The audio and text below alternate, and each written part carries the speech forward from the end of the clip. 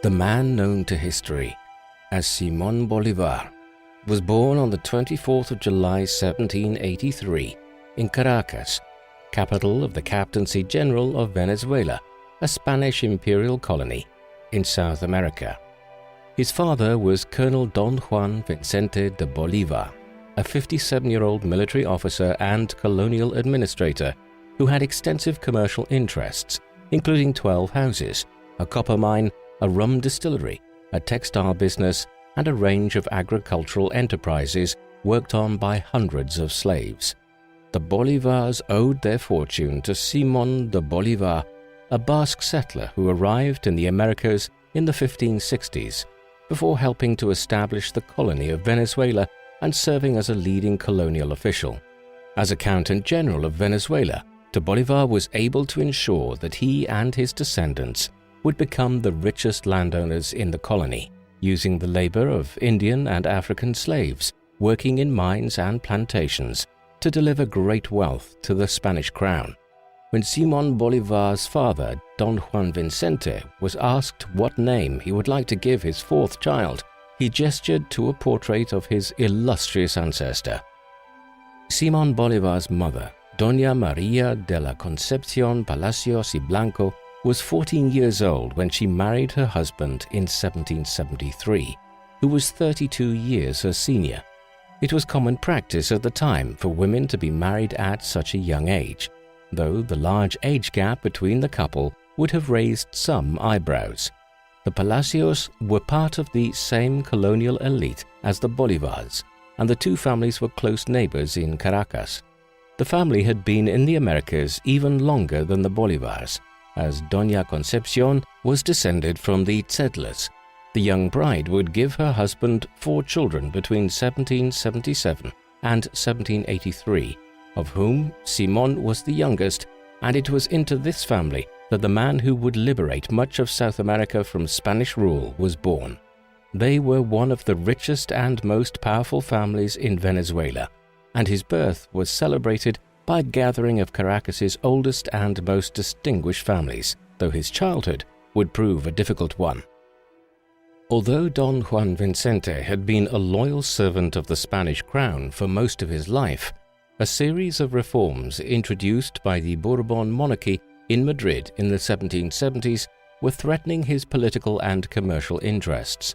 In 1777, the Captaincy General of Venezuela was established in order to strengthen Madrid's control over the colony and its economic output, resulting in higher taxes and greater restrictions on local business practices. For 2 centuries, Creole families such as the Bolívars had held the highest political offices in the land. But under this new arrangement, the Spanish government appointed Spanish-born officials while dismissing Creoles. For Don Juan Vicente and his fellow Creoles, these new replacements were typically seen as men of lesser ability and intellect, chosen only for their closer connection to the home country. Similar complaints had motivated the likes of George Washington to raise the flag of rebellion against their British colonial masters in North America a decade earlier, and by the year of Simón Bolívar's birth, the United States of America had won the American Revolutionary War. Motivated by this spirit of rebellion and the desire to throw off what they considered a tyrannical regime, in 1782, the elder Bolívar wrote to Francisco de Miranda, a Venezuelan colonel and revolutionary adventurer who advocated breaking with Spain, asking for his advice in rising up against the Spanish crown. These plans for insurrection did not materialize, however, and Don Juan Vicente would die of tuberculosis in January 1786 at the age of 59. His 27-year-old widow, Doña Concepción, labored to get family affairs into order and soon recognized that of all her children, Simón was the most troublesome. He had been raised by a black wet nurse named Hipólita, who adored him but was unable to keep him under control. In the end, she chose the distinguished lawyer José Miguel Sanz to serve as Simón's governor and administrator of the vast fortune he had inherited from his father. Despite an intimidating reputation, Sanz was no more successful in disciplining the young child. From the age of 6, Simón lived at the lawyer's house, but by the time he was 8, he had moved back home to his family mansion, where his mother's health was rapidly failing. She died on the 6th of July, 1792, of tuberculosis, the same disease that had carried her husband to the grave 6 years earlier. A few weeks shy of his 9th birthday, Simón Bolívar was now an orphan, and he and his siblings passed into the care of his maternal grandfather, the elderly Don Feliciano Palacios, who would himself die the following year. Despite possessing a vast fortune, the 10-year-old Simón and his 12-year-old brother Juan Vicente had endured a troubled childhood. Following their grandfather's death, they were transferred to the care of maternal uncles, who neglected them and squandered the Bolívar fortune. The unruly Simón took the opportunity to escape to the back streets of Caracas, where he befriended children of far lesser means, most of whom were black or mixed race. In June 1795, while his uncle Carlos was away, he ran away to the house of his sister Maria Antonia and her husband Pablo Clemente.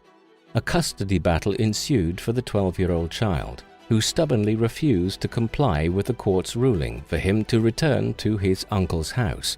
But he eventually did so after 2 months living with his elementary school teacher, Don Feliciano's former secretary, Simón Rodríguez. Under a new arrangement, from October 1795, Rodríguez became Bolívar's personal tutor, responsible for reading and grammar. His duties were supplemented by Andrés Bello, who taught him literature, while Francisco de Andújar, a priest who earlier served as the child's moral tutor in San's house, instructed him in mathematics and science. More than anyone else, the 25-year-old Rodríguez accepted the boy's nature and encouraged his sense of adventure, teaching him outdoors on horseback and inspiring his charge with a love of ideas and free thinking.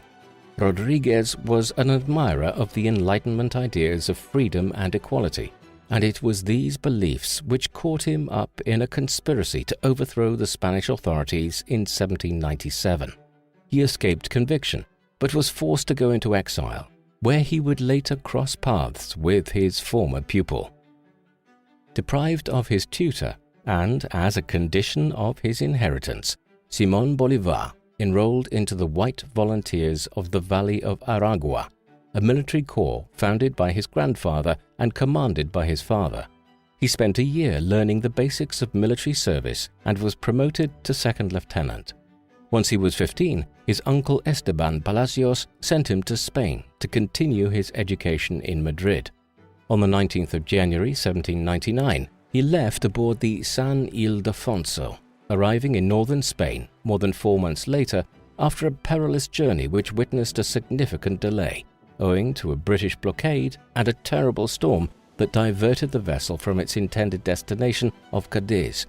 Within months of his nephew's arrival in Madrid, Esteban Palacios arranged for the Marquis of Ustariz to take charge of the teenager's education.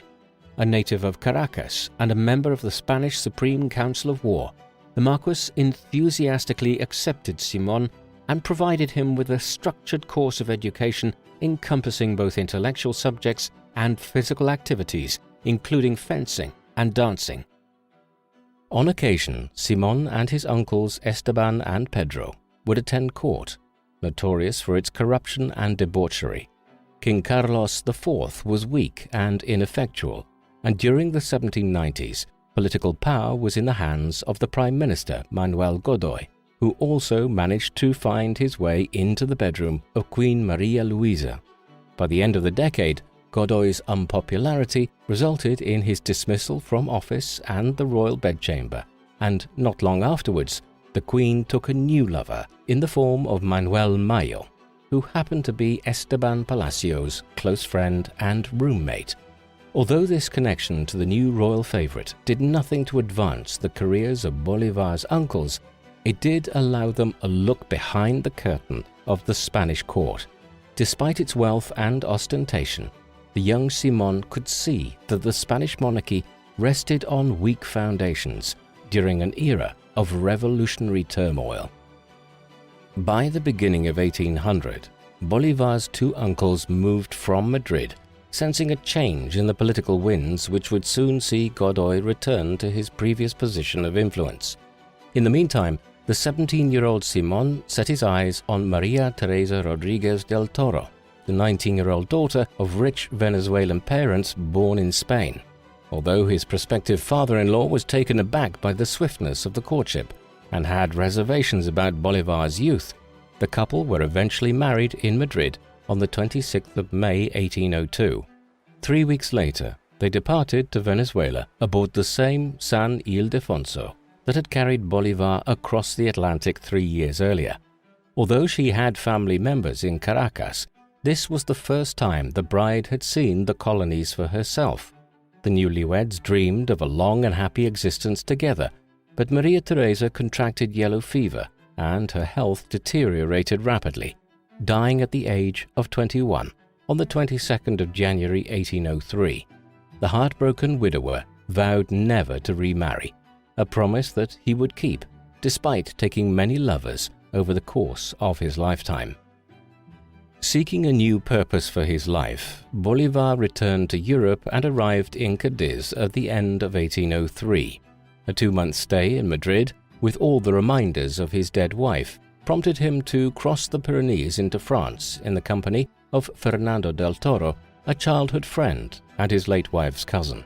In May 1804, the two arrived in Paris, which Bolivar had briefly visited previously in early 1802, and became great admirers of First Consul Napoleon Bonaparte, the brilliant young general who had taken power in the coup of 18 Brumaire in November 1799, bringing to an end the political instability of the previous decade while seeking to create a meritocratic society, rewarding individuals of high ability rather than those of high birth. Although Napoleon would be proclaimed emperor on the 18th of May 1804, Bolivar still considered him the hero of the Republic and an inspiration for his own future. While Bolivar would change his mind later that year, when Napoleon was crowned in a grand ceremony at Notre Dame on the 2nd of December, the example of a military commander overthrowing a corrupt government and championing the cause of liberty would remain with him. In Paris, Bolivar set aside his grief and found consolation in the arms of several lovers, while also creating for himself a circle of male friends. One of these was the German scientist Alexander von Humboldt, who had traveled to Latin America between 1799 and 1804 and met Bolivar's family and friends while in Venezuela. However, by the end of the year, the winter chill and the anger over Napoleon's coronation caused him to be unwell, and in April 1805, he and Del Toro left Paris for Italy, traveling alongside his former tutor Simón Rodríguez, who had been based in the French capital since 1801, and spared nothing to come to the assistance of his former pupil. The three witnessed Napoleon's coronation as King of Italy in Milan, before traveling onward to Rome. On the 15th of August, Bolivar and his two companions climbed up Mount Sacro, where Rodriguez spoke of the poor plebeians of ancient Rome, who in 494 BC climbed up the mountain to denounce the rule of the wealthy patrician class. Falling to his knees, Bolivar clasped the hands of the two men, spoke of the injustices inflicted on his homeland, and vowed to avenge them. From then onwards, the 21-year-old Bolivar made it his mission to liberate South America from Spanish imperial rule. As the Napoleonic Wars raged in Europe, the budding revolutionary vowed to return home, and by June 1807 he was back in Caracas. He gathered a number of friends and family members who, despite being privileged members of the local aristocracy, were also openly supportive of Bolivar's revolutionary ideas. However, for all the talk of sedition, the conspirators had no plans and recognized how difficult it would be to overthrow the Spanish state. It was only in the previous year that the adventurer Francisco de Miranda, the same man who Bolivar's father had asked for advice about insurrection 2 decades earlier, landed a small number of men in an attempt to provoke an uprising in Venezuela, only to find no support at all. eventually being forced into an embarrassing retreat. The opportunity the young revolutionaries were looking for was provided by the Emperor Napoleon, who invaded Portugal in the autumn of 1807 in order to force the country into his continental system. The economic process he set up the previous year to ban British ships from trading in continental European ports in an attempt to starve the British government of trade revenues. He received permission from his Spanish ally to march an army through Spain on its way to Portugal, but Napoleon's force of 100,000 was far larger than the Spanish government anticipated, and their presence left the country under effective French occupation. In March 1808, an angry mob rose up and forced the pro-French Manuel Godoy, first Secretary of State, from office, obliging King Charles IV to abdicate in favor of his son, who was proclaimed Ferdinand VII. In the political turmoil that followed, both father and son appealed to Napoleon to support their claim to the throne. After inviting them both to the French city of Bayonne, just across the border from Spain, under the pretext of mediating the crisis, on the 7th of May 1808, the emperor forced both men to abdicate and installed his elder brother Joseph Bonaparte as King of Spain, days after his brother-in-law Marshal Joachim Murat brutally suppressed the 2nd of May uprising in Madrid. Napoleon's actions in Spain triggered a civil war which would see opponents of the new Bonapartist regime form a junta in Seville, which remained loyal to King Ferdinand. The junta received military support from Britain, whose armies were in the process of wresting control of Portugal away from Napoleon's men during the opening stages of a 6-year conflict known as the Peninsular War.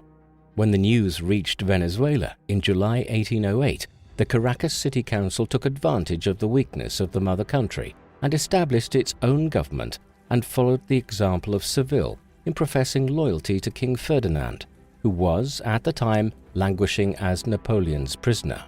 Bolívar, who despised Ferdinand from his earlier acquaintance with him in Madrid, was not even prepared to make a token gesture of loyalty to the powerless king.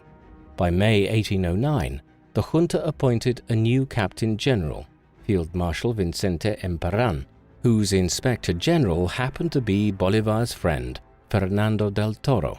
Emparan's authority was limited, especially after news reached Caracas that the central junta was forced to flee to Cadiz in 1810, where it dissolved itself and established a new government called the Regency. On the 19th of April, the Creoles staged a coup against the Captain General and removed him from power, establishing the Supreme Junta of Caracas, while continuing to declare loyalty to King Ferdinand. Several other colonies soon followed suit, with Buenos Aires, Bogotá, Quito, and Mexico establishing their own juntas. Bolívar had been reluctant to support the coup due to the junta's continued allegiance to King Ferdinand, but offered his services as an envoy to the British government in London.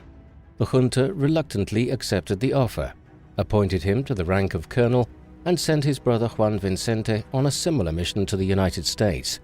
While carrying out his diplomatic mission, the headstrong and inexperienced Bolívar informed British Foreign Secretary Lord Richard Wellesley that the Venezuelans had risen up against the oppression of the Spanish crown and were intent on full independence, while accidentally handing him his instructions from the junta, which stated the exact opposite.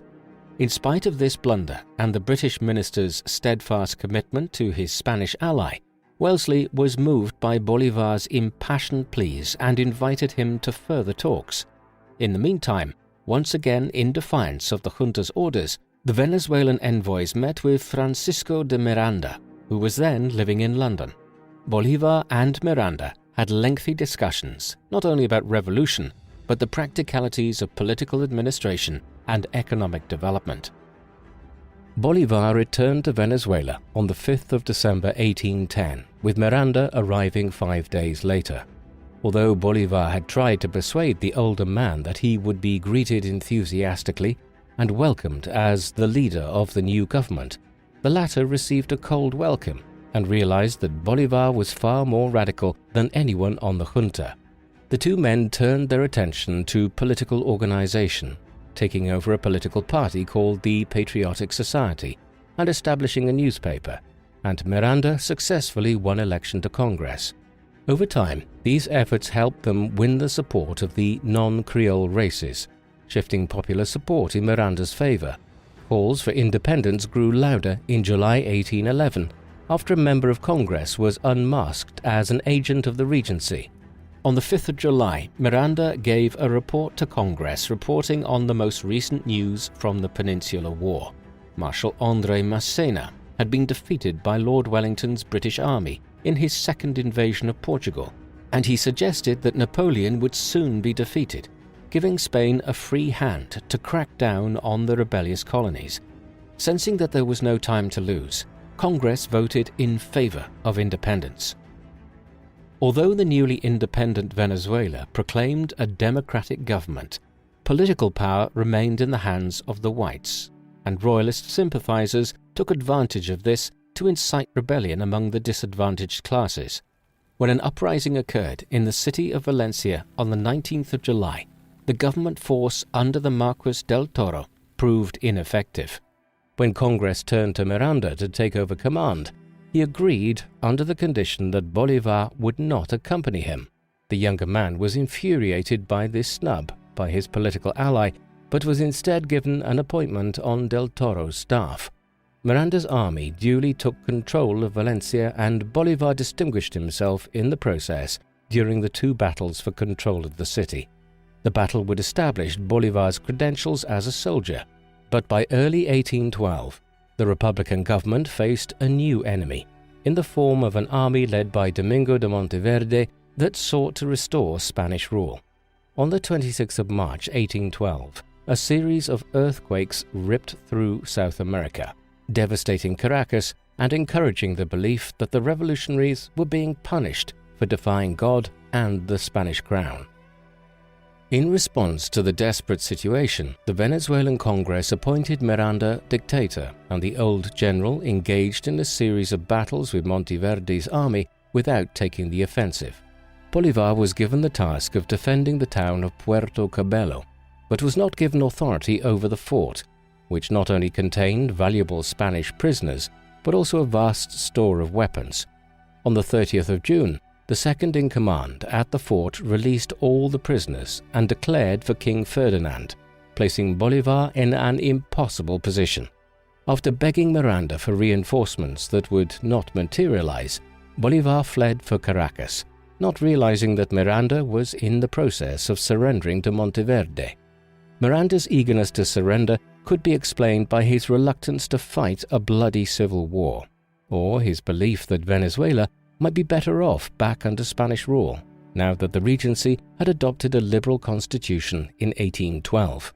The enraged Bolívar learned that the defeated dictator was seeking to escape to England from the port of La Guaira, and plotted with the port's governor Manuel de las Casas to arrest him. Although the arrest was carried out, Las Casas had also been in contact with Monteverde, and Miranda was delivered to Spanish authorities, never to see the light of day again. While Monteverde cracked down on the Republicans, Bolívar escaped to Caracas, where, thanks to his connections with old royalist friends, he obtained a passport and escaped to the port of Curaçao, then under British control. After a few months, he moved on to the port of Cartagena in New Granada, which remained independent from Spain, but had broken up into a number of competing governments. After offering his services to the independent government of Cartagena, Bolívar issued a call to arms, addressing the citizens of New Granada. In this Cartagena manifesto, he argued that the Venezuelan Republic had been defeated by infighting and weak government, and that in order to overthrow Spanish rule, the whole of South America must unite and act as one. In the meantime, Bolívar made his way to the small town of Barranca on the banks of the Magdalena River, the remote outpost he had been assigned to by President Manuel Torices of Cartagena. After making sure to win the support of the area's local landowners, he recruited a small band of men and launched daring attacks against Spanish positions, winning more men over to his cause and being welcomed as a hero in Republican strongholds. In the 15 days between the 21st of December and the 8th of January 1813, Bolívar and his men took control of the entire 300-mile length of the river. In the meantime, Monteverde consolidated his hold on Venezuela by waging a brutal pacification campaign against the Creoles. In early 1813, his army was preparing to invade the Grenadian province of Pamplona, whose commander, Colonel Manuel del Castillo, had only 300 men. He requested assistance from Bolívar, who was given permission by the Cartagena authorities to lead his army of 400 men to reinforce Castillo and attack the Spanish. On the 28th of February, the combined force attacked a Spanish army twice their size and captured the border town of Cúcuta with minimal casualties, further increasing the fame of the Venezuelan, who was appointed brigadier general by President Torices. Fresh from his latest success, Bolívar was granted permission to invade his native Venezuela, despite having only 500 men under his command, after the jealous Castillo decided to quit the army. Despite leading a small and ill-equipped army, Bolívar's aggressive strategy once again proved successful, capturing the undefended city of Mérida on the 23rd of May, where he was proclaimed Liberator and won 600 more men to his cause. By the 14th of June, he had liberated the province of Trujillo. Although he had been incredibly successful, Bolívar knew from his earlier experience serving the First Venezuelan Republic that it was much harder to hold territory than to take it. In his Cartagena manifesto, he made it clear that he believed Miranda's weakness and leniency towards the Spanish had been the cause of the defeat of the Venezuelan Republic. He now put his words into action, issuing an uncompromising decree: Spaniards and Canary Islanders, count on death, even if you have been indifferent. Americans, count on life, even if you have been guilty. This controversial decree had an immediate effect, prompting hundreds of royalist troops to join the Republican cause, but would cause widespread bloodshed in the longer term. Although he had been given explicit orders not to march on Caracas, Bolívar remained true to his character and defied them, leading an army of little more than 1,000 men and fighting a series of skirmishes against the larger but less agile Spanish forces. Within the space of 10 days, at the end of June and the beginning of July, they had overcome 5,000 enemy troops, some of whom were recruited into the liberating army. Soon after celebrating his 30th birthday, Bolívar's 1,500 men met Monteverde on the plain outside Valencia. Bolívar outmaneuvered Monteverde by having his infantrymen jump onto the horses of his cavalry, which charged deep into the enemy lines, before the foot soldiers dismounted to attack the Spanish from the rear. A few days later, Bolívar accepted the surrender of Caracas and proclaimed a new Venezuelan republic on the 6th of August 1813. Bolívar had been proclaimed liberator and dictator by his fellow Caracans, but his authority did not extend across the whole of Venezuela. General Santiago Mariño had conquered eastern Venezuela from Monteverde and was in no mood to submit to Bolívar's authority. Meanwhile, Bolívar's regime was under simultaneous attack from slave insurrections and Spanish royalists, who once again mobilized the non-white population, which saw the Creoles rather than the royalists as their oppressors. With Spain liberated from Napoleonic rule in 1813, the Spanish authorities in Madrid could now devote their attentions to taking back their colonial possessions in South America. Bolívar's most formidable foe was José Tomás Boves, the commander of a fearsome army of cavalrymen from the plains, nicknamed the Legions of Hell, professing outward loyalty to the Spanish crown, but answering to no one. Though Bolívar and Boves traded victories, the royalists were more successful in recruiting men to their cause. As Bolívar put his uncompromising authoritarian ideas into practice, the conflict devolved into a brutal race war with countless atrocities committed by all parties. When his men uncovered a plan to release the royalists imprisoned in La Guaira and to incite an uprising to overthrow the government in Caracas, Bolívar responded by ordering the execution of more than 1,000 Spanish prisoners over the course of 4 days in February 1814. Bolívar's brutality did nothing to prevent Boves' success, and he ordered the evacuation of Caracas on the 7th of July. Marinho had promised the port of Barcelona on the east coast would be a safe haven, but it proved nothing of the sort, as the royalists encroached on the port. Bolívar led an army of 6,000 men to defend the town of Aragua on the road leading to Barcelona, but was decisively defeated by a larger royalist army. By the end of August, the two Venezuelan leaders attempted to sail away to safety, but were accused of cowardice by their respective deputies and were subsequently deposed.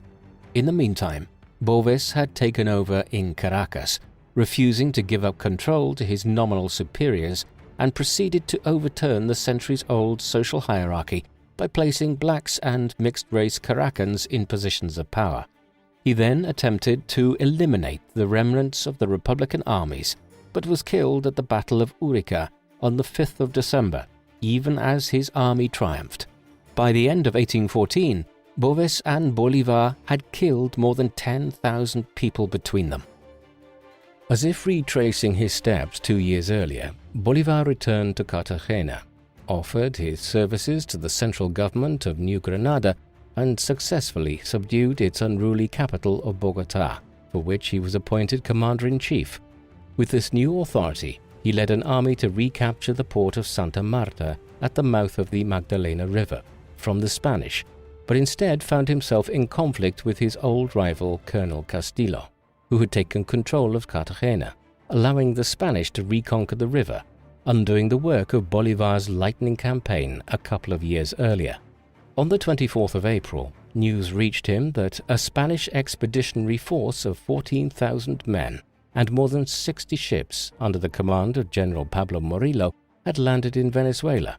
Finding himself in an impossible situation, Bolívar resigned his command and set sail for Jamaica, staying for 4 months begging for support from Britain and the United States before leaving for Haiti, where he met with President Alexandre Pétion, who furnished him with a fleet of 7 ships and ample personnel and supplies to launch a new invasion of South America.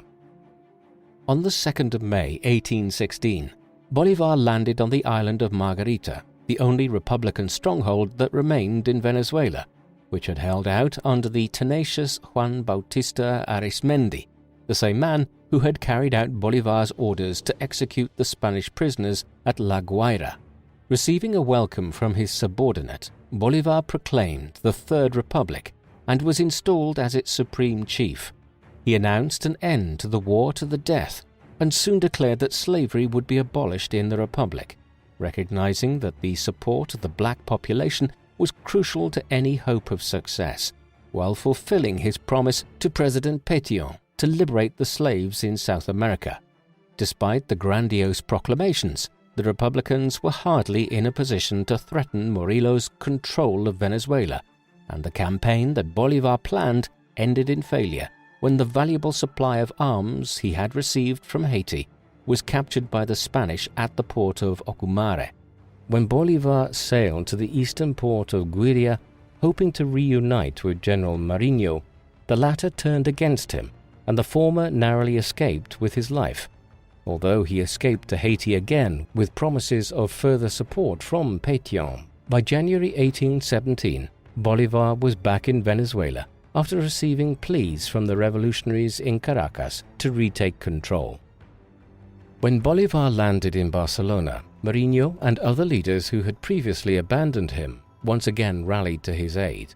Although Morillo appeared invincible, the Republicans hatched an ambitious plan to march deep into the Venezuelan interior to join up with General Manuel Piar. They also hoped to obtain the support of José Antonio Páez, a defector from the Royalists whose army included many veterans of Boves' Legions of Hell. Bolívar hoped to lure Morillo into an expensive chase while his fleet under Admiral Luis Brion blockaded the coast to starve the Spaniard of supplies. When Bolívar marched to join Piar, the latter had already seen considerable success fighting off the Spanish and taking control of the province of Guayana. but the ambitious PR did not wish to share his spoils and was soon executed before a firing squad for undermining his commander. Bolívar considered PR's execution as a regrettable and necessary deed, which would encourage other warlords under his authority to remain loyal to him.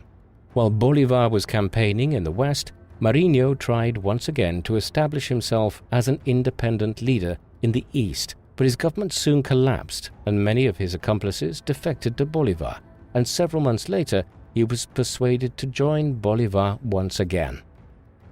Bolívar had long dreamed of a united Latin America and welcomed news that José de San Martín, the general who liberated Argentina from Spanish rule, scored a series of successes throughout 1817 in Chile alongside the Irish-Chilean General Bernardo O'Higgins and was now heading for Peru. Bolívar wrote to the Argentine government and proposed pushing south to meet up with San Martín and create a unified Latin American republic. In order to do so, Bolívar still had to win over nearby warlords including Páez, who defeated Morillo the previous year at the Battle of Mucuritas and turned the tide in favor of the Republican cause. Although both Bolívar and Páez were ambitious men with their own agendas, the meeting on the 30th of January 1818 proved a success.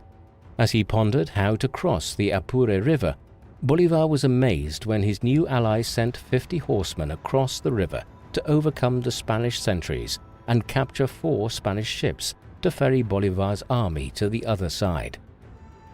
Bolívar obtained a further success on the 12th of February when his army surprised Morillo at Calabozo and captured the Spanish army's supplies, but the Spanish general escaped during the night and Bolívar's efforts to catch up with him were in vain. He turned his attention to Caracas, but on the 16th of March he was defeated by the Spanish with the loss of more than 1,000 men. With Marinho losing ground in the east, Bolívar's only secure base was the province of Guayana, and he established his government in its capital city of Angostura. For the remainder of 1818, Bolívar turned his attention towards political activities by founding a newspaper to serve as the mouthpiece of his government, and finally choosing to share power by establishing a Congress, which opened on the 15th of February 1819. As he unveiled the new constitution, he continued to stress the need for unity, but acknowledged the need for more democratic institutions, whereupon he relinquished his powers as supreme chief, only to be elected president the following day. Nevertheless, his main priority was in military matters, and he labored to ensure that his army was well maintained, purchasing shiploads of arms and ammunition from New York and London. From London, Bolívar also received a contingent of British officers who had been demobilized after the Napoleonic Wars, and within the next 5 years, over 5,000 British and Irish soldiers would join Bolívar's cause. While Bolívar was attending to political matters, Páez had been fighting an effective guerrilla campaign against Morillo, launching frequent attacks to keep the enemy busy without being entangled in a pitched battle. When he received permission from Bolívar to take on the Spanish general on the 2nd of April, Páez led 150 horsemen over the river Arauca and defeated 1,000 Spaniards under Morillo. By the time Bolívar arrived with his men to pursue the Spanish, the plains were being flooded and the patriot armies were obliged to retire to higher ground.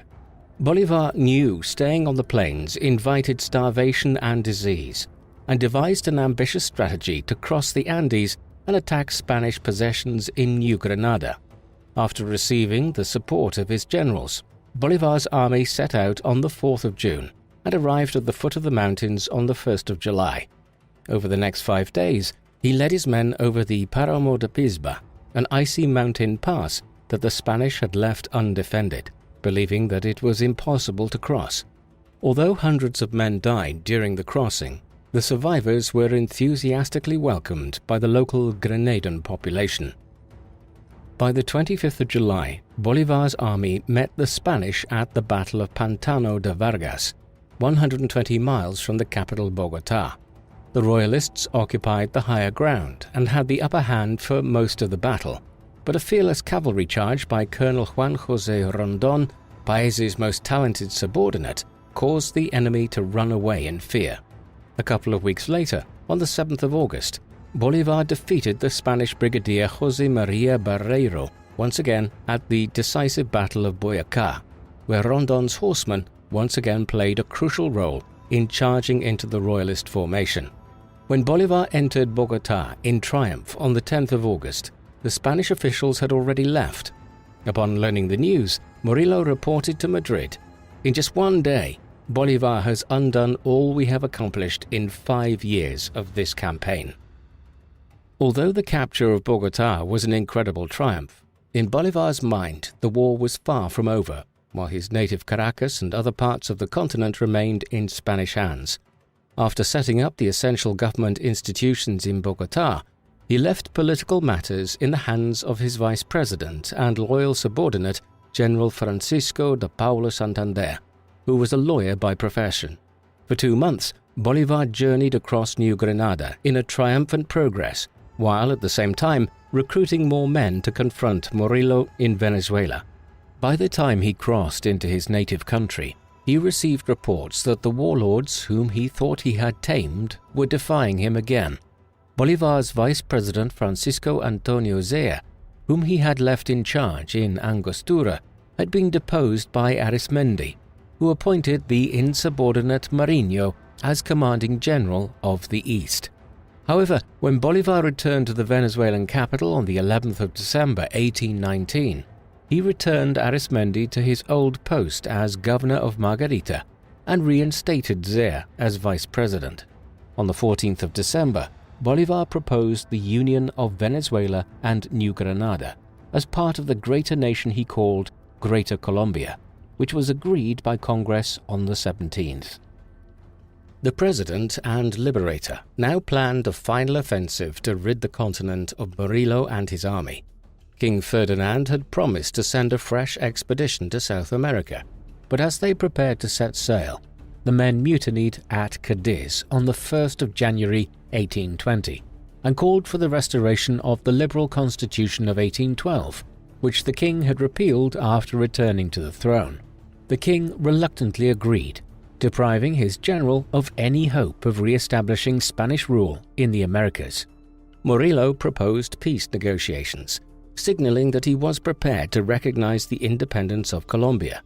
After a 6-month armistice was signed on the 25th of November at the town of San Fernando de Apure, on the 27th Bolívar and Morillo met at the village of Santa Ana, greeting each other as if they were old comrades in arms and vowing an end to bloodshed. In spite of these promises and attempts to end the war peacefully, the conflict resumed at the end of April 1821. But while the Republican forces gained in confidence, the Royalists were exhausted and disillusioned.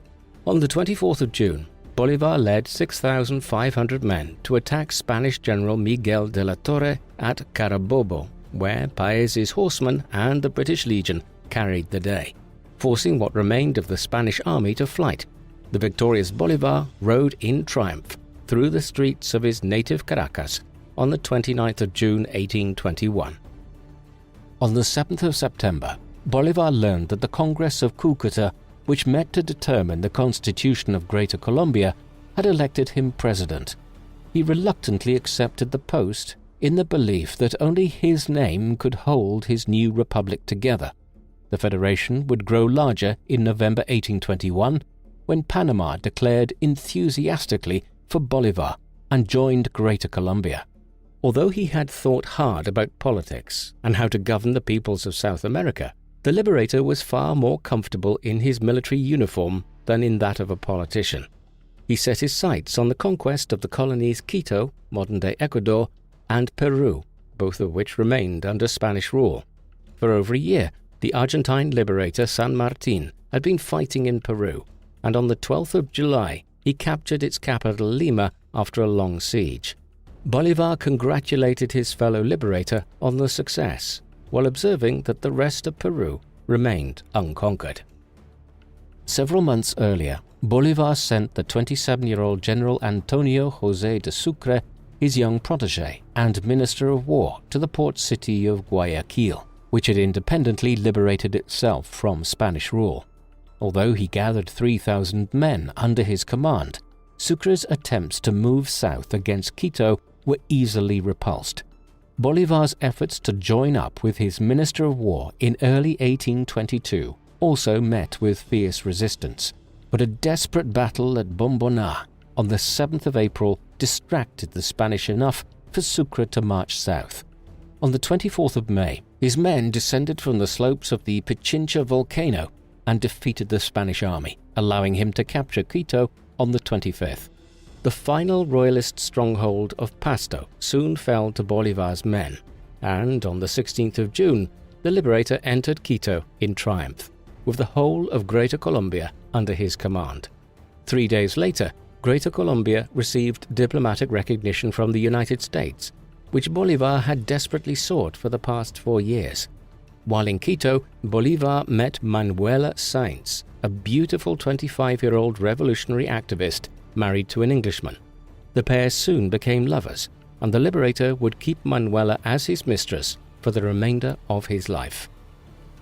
Bolívar's success at Guayaquil and Quito alarmed San Martín, who hoped to claim those territories for Peru. When the latter sailed into Guayaquil on the 25th of July in an attempt to stake his claim, he was dismayed to find Bolívar there waiting for him. When they met the following day, they greeted each other enthusiastically, but disagreed on almost every subject. Bolívar had offered San Martín support in his conquest of Peru, but the latter was incensed when he learned that the assistance would only amount to a few hundred Colombian soldiers. Bolívar was equally infuriated when he heard that San Martín planned to establish a monarchy in Peru and was searching for a European prince to take the throne. During one of their meetings, Bolívar informed the Argentine that the trusted deputy he left to take care of affairs in Lima had been overthrown in a coup. Upon hearing the unexpected news, San Martín decided to resign his position in Lima and sailed into exile, leaving Bolívar a free hand in Peru. Although San Martín had come to be despised in Peru, his swift departure created a political vacuum, and the politicians who sought to fill it were unable to prevent the Spanish from recapturing Lima on the 18th of June. Hearing the Peruvian capital was in danger, Bolívar sent Sucre with an army of 6,000 men to reinforce the city, but by the time he arrived, he could do little more than evacuate Congress, which promptly elected him president. Within a few weeks, Sucre resigned the post in frustration at the impossible task of keeping the Peruvian elites in check. Successive Peruvian Republican governments begged Bolívar for assistance, and when the Liberator received permission from the Colombian Congress on the 7th of August, he immediately set sail from Guayaquil. On the 1st of September, he arrived in Lima, which was temporarily back in Republican hands, and on the following day accepted the post of Supreme Commander. He soon became familiar with the anarchy of Peruvian politics and languished in despair as the Chilean and Argentinian soldiers who fought under San Martín withdrew from the campaign. After taking a tour of the Peruvian interior in late 1823, he was struck down by a grave illness, and a worse blow would follow on the 27th of February 1824, when President Torre Tagle defected to the Royalists alongside his government ministers and 350 officers, bringing Lima back under Spanish rule. When Bolívar heard the shocking news in March, he had recovered from his illness. Over the course of his career, the Liberator suffered many disastrous setbacks, only to emerge triumphant at the end. As his experiences in Venezuela and Quito had shown him, it was the countryside rather than the city that mattered. His spirits were boosted by the company of his mistress Manuela Sáenz, who complained so bitterly about his frequent absences on campaign that she offered to join his staff as a secretary while also serving in the cavalry. He established his headquarters in the city of Trujillo and dedicated himself to preparing for a new campaign, while urging his subordinates in Bogotá to send him more troops. While Bolívar was gathering an army full of fighting spirit, the Spanish generals were fighting among themselves. Bolívar seized the opportunity and joined up with Sucre's men, who had been up in the mountains shadowing the Spanish and determining the best routes for travel. Bolivar's army of 9,000 scaled the frozen heights of the Cerro de Pasco and sought out the Spanish army. On the afternoon of the 6th of August, Bolivar defeated the previously invincible General José de Canterac at the Battle of Junín, a fierce skirmish decided by the superiority of the Colombian cavalry. The demoralized royalists fled back to their stronghold in Cuzco, leaving behind valuable supplies in the process. Upon learning of Canterac's defeat, the Spanish evacuated Lima for the last time. By October, as bad weather prevented further campaigning, Bolivar resolved to return to Lima to re-establish his authority in the capital, leaving Sucre in charge of the army. On the 24th of October, the Liberator received news from Vice President Santander in Bogotá that Congress had stripped him of his extraordinary powers and instructed him to relinquish command of his army to Sucre. The leadership in Bogotá had run out of patience with Bolivar's constant demands for men and money for his army in Peru. In spite of the outrage at the injustice shown to him, Bolivar informed Sucre of these instructions and dutifully relinquished his command.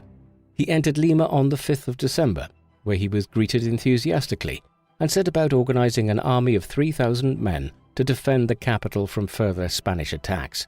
In the meantime, Sucre proved equal to the task of completing the liberation of Peru.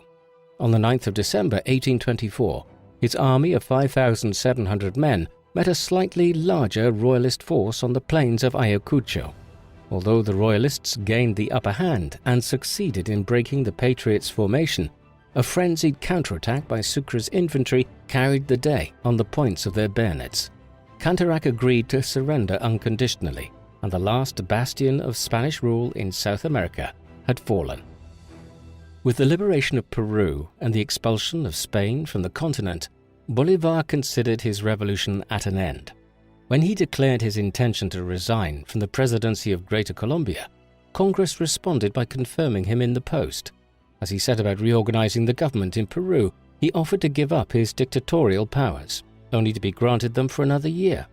He used this opportunity to eliminate the last vestiges of resistance to his rule, sending Sucre and his army to La Paz in Upper Peru in pursuit of the renegade royalist General Pedro Olañeta. The Liberator set out for La Paz himself, but by the time he arrived in August, Olañeta had already been killed in a skirmish, and his army immediately surrendered to Sucre. The province of Upper Peru had been subject to both Argentine and Peruvian influence, and Bolivar was opposed to the idea of the newly liberated territory joining Argentina. He favored an autonomous republic within his, and on the 6th of August, the Assembly of Upper Peru declared independence and changed its name to the Republic of Bolivia, electing its namesake as president. For all his triumphs, Bolivar's attention was again being diverted to political troubles back home. In Colombia, Vice President Santander reminded the Liberator that expenditures for the army alone amounted to more than twice the revenue the state was receiving, while in Venezuela, General Paez urged him to establish a monarchy and crown himself king to bring some order to the political chaos in Caracas. For the time being, Bolivar remained in Peru, where he worked on the Constitution of Bolivia, a document that reflected Republican principles by establishing freedom of speech and equality before the law and abolishing slavery and all forms of social privilege, while at the same time creating a presidency for life to limit the anarchic tendencies of South American politics. Bolivar believed that such a constitution was the answer to all his political problems, and hoped it would be adopted by all the states under his influence. While the Venezuelans welcomed the strong presidency, the Colombians saw it as opening the path for tyranny. After considerable debate, the Bolivian Congress approved the constitution, and while Bolivar was expected to remain as president, he was happy enough to leave the post to Sucre, who accepted for a 2-year term. Bolivar turned his attention to his dream of a united Latin America, but the Congress of Panama, which opened in June 1826 to consider the question, soon broke up without any progress. Meanwhile, the longer he stayed in Lima, the more unpopular he became, and a foiled assassination plot in July prompted him to leave Peru in early September. He was also troubled by news that Páez had declared Venezuela's independence from Colombia, frustrated by Bogotà's efforts to undermine Bolívar's authority. As he made his way to Bogotá, the Liberator began to realize the degree of his unpopularity. This demonstrated the difference in opinion between Bolívar and Santander, with the former being increasingly inclined to exercise dictatorial authority, while the latter championed the rule of law to protect the liberties of the people. Although Bolívar initially managed to placate both Santander and Páez, while he was taking care of matters in Caracas, he heard news of a coup in Peru carried out by the Colombian soldiers he left in Lima, who then proceeded to stake Peru's old claim to Guayaquil. Bolívar considered Santander the instigator and headed to Bogotá to restore order. When his vice president stripped him of his extraordinary powers in June 1827, the Liberator gathered his loyal troops and marched on Bogotá. In advance of his arrival in the Colombian capital on the 10th of September, Bolívar insisted that he would assume supreme dictatorial powers as president. The Liberator's arrival was peaceful but muted, and as he addressed Congress, he announced that there would be a constitutional convention 6 months later to discuss the question of presidential authority.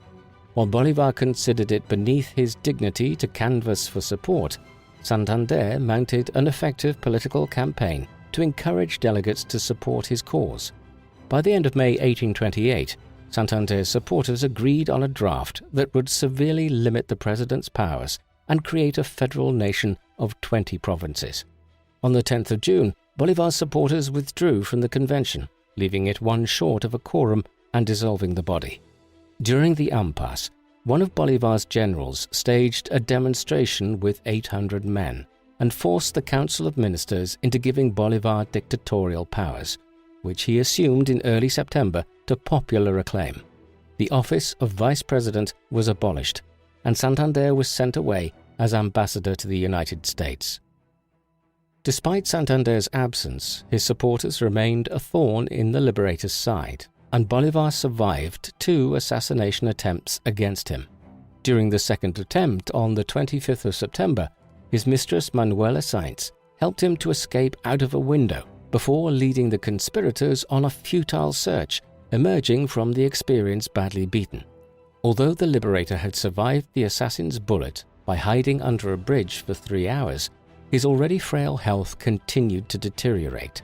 The man who had liberated half a continent from Spanish rule found himself denounced as a tyrant, while the wars he fought to achieve its liberation resulted in populations halved and economies devastated. Although slavery was abolished on paper, the racial hierarchy was little changed, and Creoles continued to function as the political and social elite. Bolívar's dream of a united continent remained a distant aspiration amidst feuding warlords and national rivalries inherited from the colonial era.